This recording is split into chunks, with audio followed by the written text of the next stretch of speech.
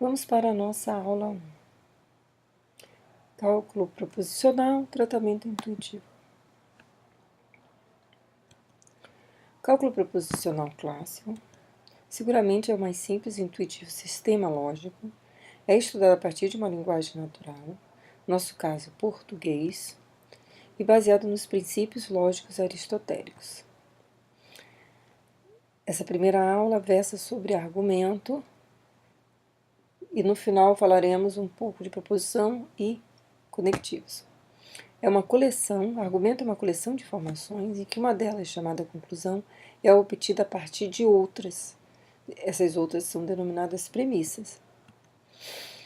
Cabe à lógica entender quando o argumento é válido ou não, inválido. Os exemplos, vejamos dois exemplos. Exemplo 1. Temos duas premissas, todos os seres são seres vivos, todos os seres vivos são mortais. A partir dessas duas premissas, concluímos, logo todos os homens são mortais. A primeira premissa nos diz que o conjunto dos homens está contido no conjunto dos seres vivos. A segunda premissa nos diz que o conjunto dos seres vivos está contido no conjunto dos seres mortais. Logo, todos os homens são elementos do conjunto dos seres mortais. Todos os homens são mortais. Vamos para o segundo exemplo. Temos as duas seguintes premissas. Todos os gatos têm 12 patas, todos os seres de 12 patas são pardos. Nossa conclusão, logo todos os gatos são pardos. Fazemos uma análise, através de conjuntos, da primeira premissa. O conjunto dos gatos está contido no conjunto dos seres com 12 patas. Segunda premissa, o conjunto dos seres com 12 patas está contido no conjunto dos seres pardos. Nossa conclusão, todos os gatos são pardos. Uma das contribuições da lógica é possibilitar meios para reconhecermos quando um argumento é ou não apropriado. O que importa, portanto, é a validade dos argumentos. Essa análise de argumentos, ela está relacionada à ligação entre as premissas e a conclusão. O que vem assim um argumento válido? Quando as premissas estão de tal modo relacionadas com a conclusão que, se as premissas são verdadeiras, então a conclusão tem de ser verdadeira.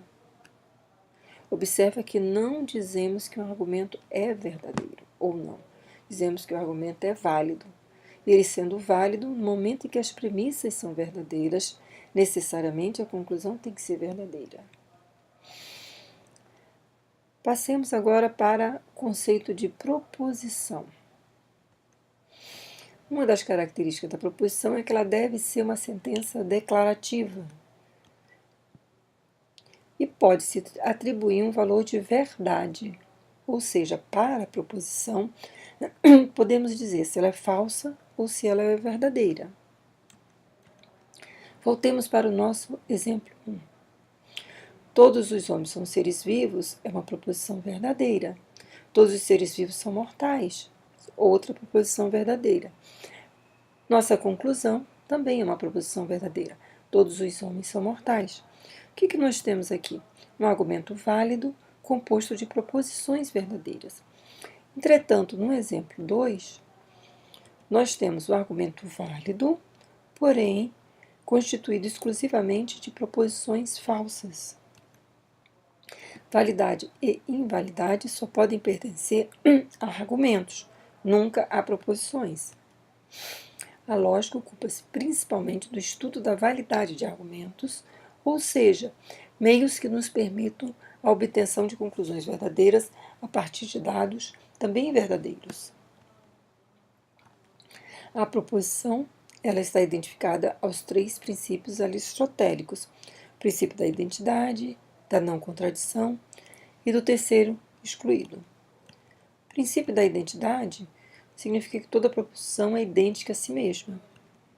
O princípio da não contradição, uma proposição não pode ser verdadeira e falsa ao mesmo tempo. E o princípio do terceiro excluído, toda proposição é verdadeira ou falsa, não havendo outra possibilidade. Podemos dizer também em relação a esses princípios, o princípio da identidade, se vê, então vê. O princípio da não contradição, não pode ver e F simultaneamente. E o princípio do ter ser excluído, ou é V ou é F. Podemos classificar a proposição quanto a simples e composta. A simples é aquela que não contém outra proposição como parte integrante de si mesma. E a composta é aquela que não é simples, caso contrário. Vejamos um exemplo de proposição simples e um exemplo de composta. Quando dizemos a terra é azul, temos uma proposição simples. Quando dizemos a terra é azul e possui uma única lua, nós temos exemplo de uma proposição composta. Passemos agora para os conectivos. Conectivos são expressões usadas para, a partir de proposições conhecidas, gerar novas proposições. Vejamos a seguinte tabela de conectivos que vamos estudar nesse curso. Conectivo não, seu símbolo, conectivo e, conectivo ou, conectivo se então e o se e somente se. Considerar duas proposições. Proposição A, chove. Proposição B, a rua está molhada. Se eu considerar não há, nós teremos não chove.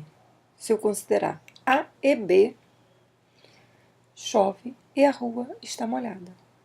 Se eu considerar A ou B, chove ou a rua está molhada. Se eu considerar C, então, se A, então B, desculpe. Se chove, então a rua está molhada. Se eu considerar C, A, C e somente CB, chove, C e somente C, a rua está molhada. Então, voltemos para esse exemplo. Não há, não chove. A ou B, chove e a rua está molhada. A e B, chove e a rua está molhada. A ou B, chove ou a rua está molhada. Se A, então B. Se chove, então a rua está molhada. A, C e somente C, B. Chove, C e somente C, a rua está molhada. Então, o que vimos nessa primeira aula foi proposições e conectivos. Um bom estudo para todos.